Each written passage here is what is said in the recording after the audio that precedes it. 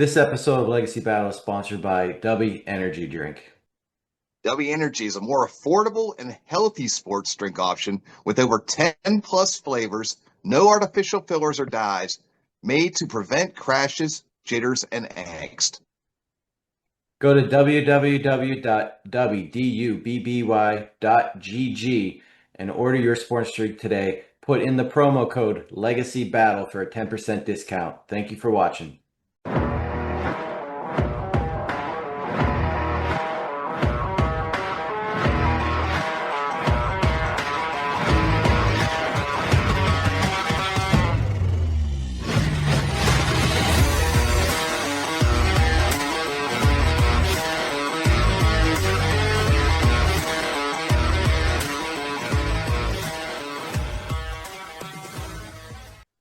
Welcome back to another episode of Legacy Battle. I am Michael Adams, my co-host tonight from the Gridiron Battle Zone, Brian King. Rollo Coffin from Steelers Nation South will be along in a few minutes. Penn State Collegiate All-Star for hockey, Kevin Adams. And we got a career interview for you today. We are joined by a 9-year NHL left wing. He also played a little center. Teams include Oilers, Penguins, Rangers, a few others in there. Twice represented Team USA at the World Cup and the World Junior Cups. So we want to welcome Dan LaCouture. Dan, thank you so much for joining us. Thanks for having me, guys. Excellent. Let's jump into our Q&A. Brian, you're starting us off today. So, Dan, you grew up in Boston, Massachusetts area, got into hockey at a young age, including the Quebec International Pee Wee Tournament in 1991. So what were those early days like for you, and who was it who really turned you on to the game of hockey? Well, my dad was a long time coach here in Massachusetts, and I had two older brothers.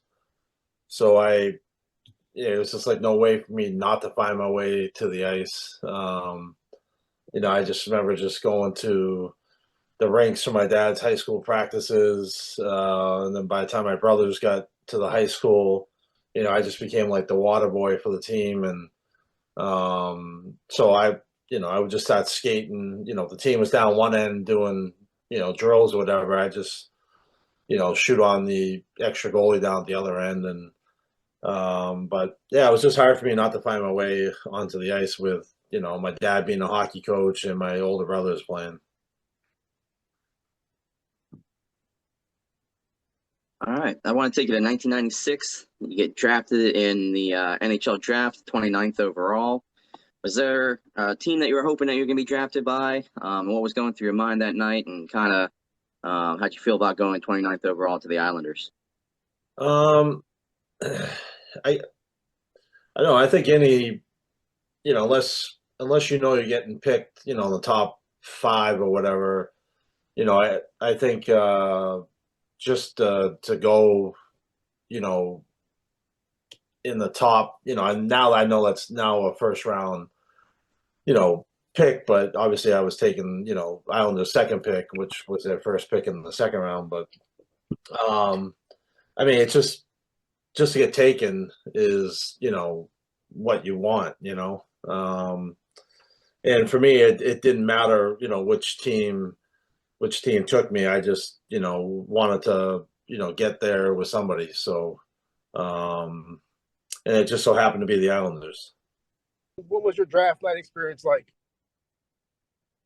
Well, the draft was down in St. Louis, so my family and we went there. So, I mean, obviously, it's not like it is now. I mean, when you watch, the NFL draft or even the NHL draft, I mean, it's so commercialized and publicized, and it's just it's obviously night and day from when I was coming through, but it was still obviously really special and a big deal. My parents, my brothers, and my younger sister, we all managed to somehow get down there. I mean, my dad was just a high school teacher and coach, and my mom was a stay-at-home mom, so it's not like we had a lot of money. So, but it was such a big deal for my parents that they somehow managed to get everybody tickets to get down to St. Louis. So yeah, I don't even remember if we had a big party that night. I mean, we're at the hotel. I mean, might have had like a family dinner or something, but I was just excited just to be picked by an AHL team and be picked so early. So, but yeah, so no big party. So Dan, your first career goal came in October of 2000 as you helped the Edmonton Oilers to a 6-1 victory over the Bruins.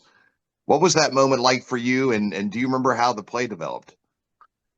Yeah, I do. The face-off was in our zone, and we broke out, and it was me, Chad Kilger, and George Larocque as the line in Edmonton that year, and when I think it went from George to Chad, then over to me, and I stepped across the blue line, and I just teed it up, and went top right on Razor, and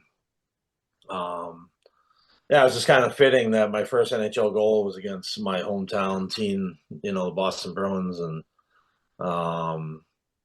but yeah, that was just really exciting. I mean, you're always, it doesn't matter if you're a first round, first pick overall or whatever it is, like you always, wait and dream about that first NHL goal, and you just don't know when it's going to come. And so I was really excited. So I want to take you to 2000. You get traded to the Pittsburgh Penguins fresh after the return of Mario Lemieux. How'd you feel about coming to Pittsburgh to play with Yager and Lemieux? And then what was like the mentality around the organization when Yager gets traded that offseason? Well, that summer of 2000, Pittsburgh had actually tried trading for me, but Edmonton wasn't willing to give me up, and I was kind of feeling indifferent. I mean, would I have liked to have come back and been a little closer to home than being all the way out in Alberta? Yeah, sure.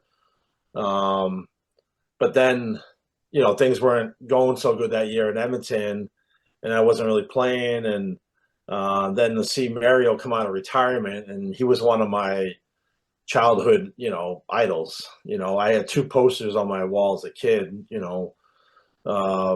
One on my door was Lemieux, and then the other one was in my bedroom was Neely. And but when he came out of retirement, I was livid because I was like, I was so pissed off because I was like, I could have been playing in Pittsburgh with my, my idol, and it just so happened that on the final day, March 11th, of the trade deadline, we were in Tampa, and I got after the morning meeting, I went and took a piss in the in the locker room, and the trainer came up, and as I was peeing, he's like, Mac T wants Craig McTavish was our coach. He's like, Mac T wants to see you. So I knew right away I was traded. I just didn't know where. And I think when he told me I got traded, I don't think I even knew the team. I was just happy I was gone from there. So not that I had anything against Edmonton or the people there. It's just things weren't going that good, and I was just happy I was going to get another chance somewhere else. And Pittsburgh ended up becoming, it was home. I mean, when I went from there to New York in the Kovalev deal, like I was really I was depressed because the fans, and I really found a home in Pittsburgh, and it was a real special place for me. And I had hoped that I would stay there for my entire career. And then the second part of your question about Yager. Yeah, I mean, I played with him twice, Pittsburgh and New York. Yeah, it was just unfortunate. I mean, we went to the semifinals that year against Jersey, and that was his last year. And he was just it was just such a distraction in the locker room after every practice, morning skate, about with the media about where he was gonna, be going, and it really distracted our team in the playoffs that year. I mean, not really his fault, but I just don't think that he was 100% there. the way he normally would play, and it just ended up costing us against New Jersey that year. So, but Yeah, that makes sense. When we had Ole Kolzig on, he said when Yager came over, he wasn't the guy they were expecting, that came in that trade. So yeah, but yeah, so you kind of mentioned this briefly. So let me dig in a little deeper here. You were actually traded 3 times in your career, including that blockbuster involving Alexei Kovalev. You were very young in all of these trades. How did it affect your confidence? I know you just said like moving from Edmonton to Pittsburgh, that was good for you, but you're also traded, the 3 times in your career. How does it affect as a player your confidence? yeah. I really wish that I wasn't part of that deal to New York. I mean, I know, Craig Patrick even, told me that they really held off on having me part of that deal. But obviously, at the end of the day, it was just too big of a deal for Pittsburgh with salary cap, and I mean they obviously had to unload Kovalev. Glenn Sather, who traded for me when from the Islanders to Edmonton, he really insisted on me being in that deal with Kovalev, and I always tell people, and I joke to this day about it, that had anybody asked me my opinion or my feelings on it, I would have raised my hand and said, "Nope, I'm totally fine here in Pittsburgh. If you can exclude me from the trade, I'm perfectly happy here in Pittsburgh, and I prefer not to be part of this trade." So, yeah, it was a good experience going to New York, but I don't know, I just bought a home in Pittsburgh, and I don't know, I really loved it there, but. As far as my confidence, I,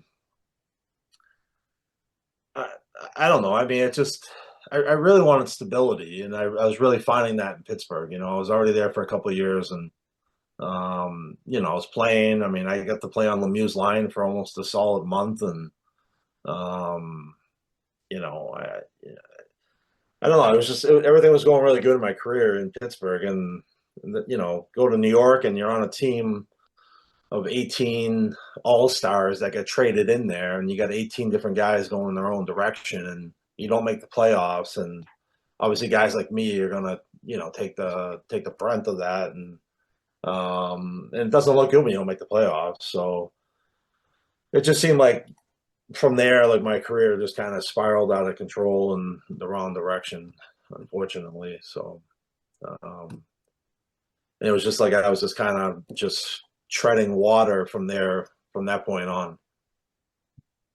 I love the Rocky shirt, by the way. So, Ah, but yeah, well, let's go to 2002, the World Championships. Team USA, 4 points in 7 games for you. Ryan Miller led the tournament in save percentage, but ultimately USA was knocked out in the quarterfinals by Finland there. But what was your experience like repping USA on the world scale there? And to what do you tell them that personal success in the tournament for yourself?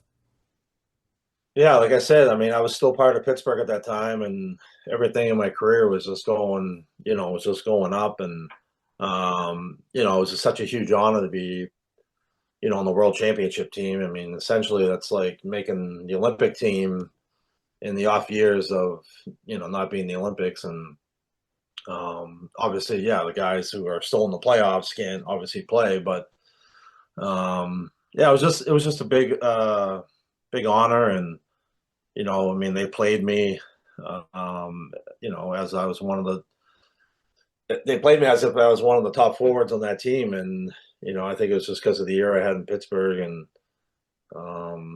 it was tough to play all 82 games that year. And then to find out, like, you're not going home, you have to leave and go overseas for a month. But, I had to readjust my mind, and just know that my season was going to be prolonged. But it was just such a great honor, and great experience with that team. And and the next year I was asked to be on the World Championship team again, and I declined because I was getting married that summer, and I it's like one of those things in my career where I really kicked myself for not doing it, you know. Um, it's like one of those woulda, shoulda things, you know. Like you don't turn down things like that, and it was a mistake on my part. So, you know, but Well, Daniel, for the 2005-06 season, you became a member of the Boston Bruins, your hometown team. So, what did it mean to you to have an opportunity to play for that storied franchise? yeah, it was it was great. I mean, it was just growing up watching the Bruins as a kid, and any young hockey player, you just it's a goal you want to get to the NHL, but you just don't know if it's going to ever be a reality. It doesn't matter how good you are in youth hockey or whatever. You just have no idea. But for me to finally be able to put that jersey on um, and play in front of my hometown friends and family, it was just such a huge honor. But it was also a distraction too in a lot of ways. I mean, you know, you're now just able to start like texting and all that. So I'd get a lot of text messages from like friends like, "Hey, I'm coming to the game tonight. Can you like try to get me tickets or passes so I can see it after the game?" So it was really distracting in a lot of ways too. Just because I'm like one of those guys that like if somebody asks me to do something, then I feel obligated to like do it instead of just saying like, "Well, I can't," like. So there's just a lot of distractions playing at home like that, you know. Um, that's why I like being in Pittsburgh so much because I feel like this is kind of like out of sight, out of mind in Pittsburgh, where I was left alone. I could do my own thing, and it was really good. But yeah, Boston wasn't. I don't know. We had Sully as a coach, and I was always a penalty killing specialist, and he never used me at all penalty killing. So that like just completely took away all that extra ice time I'd get there, and um, just took away like what I could offer to either that team or any other team after that season. Um, so it took away any bargaining I had in trying to sign with the team for what I could bring to a team. So So you played overseas. I just wanted to hear were there any noticeable differences between the game over there and over here? And as far as like the fan base, a hockey player walks down the street here in America, I mean, they're probably going to be noticed and people are going to surround them for autographs. Was it like that over there overseas? um, I, I think it depends on like where you played over there, but I found like in Switzerland, like the speed of the game was really fast, and I know that's to be true um, in the Swedish league.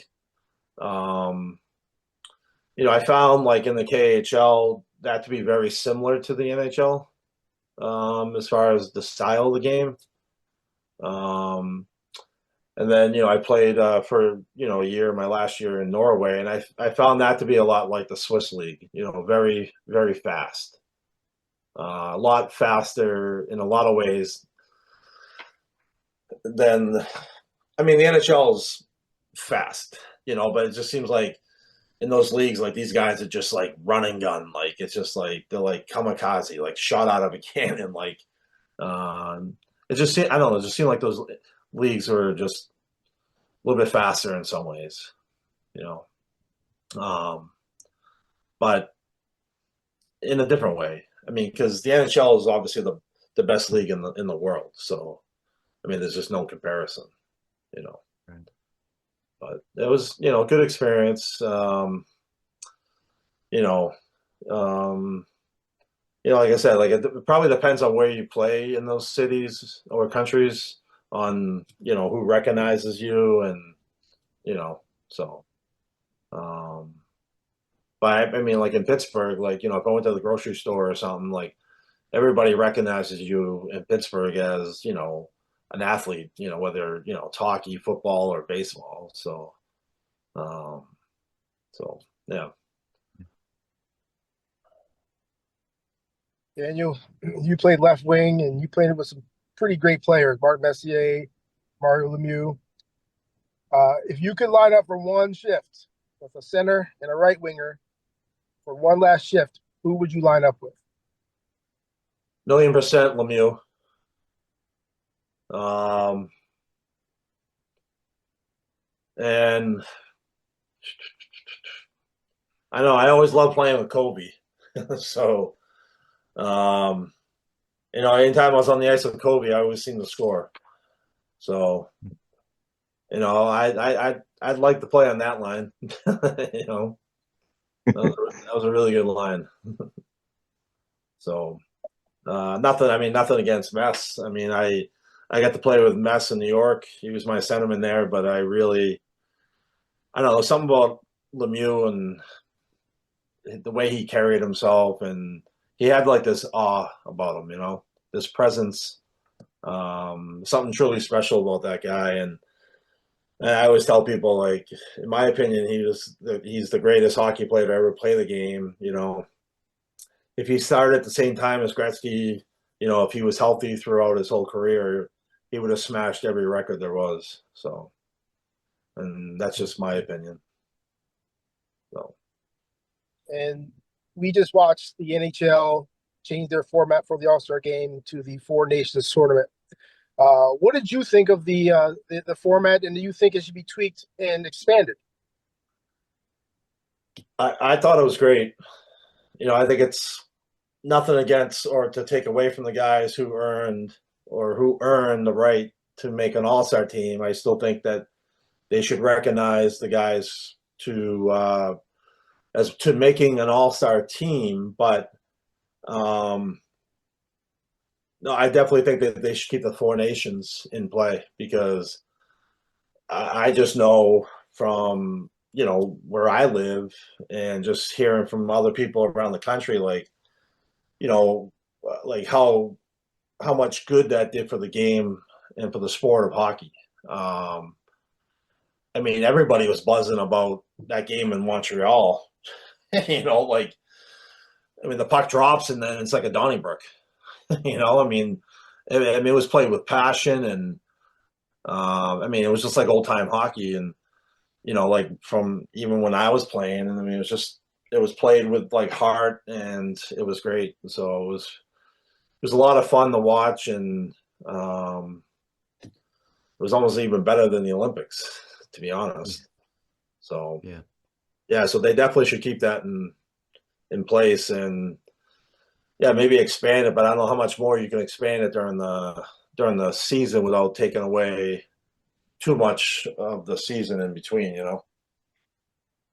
So we'll get you out here with this. 2014, you were part of the former NHL players' class action lawsuit against the NHL due to long-term effects of head trauma. Can you tell us how concussions have affected your life? Yeah, the class action suit was mainly for like awareness and to hopefully have the league help pay for guys who are,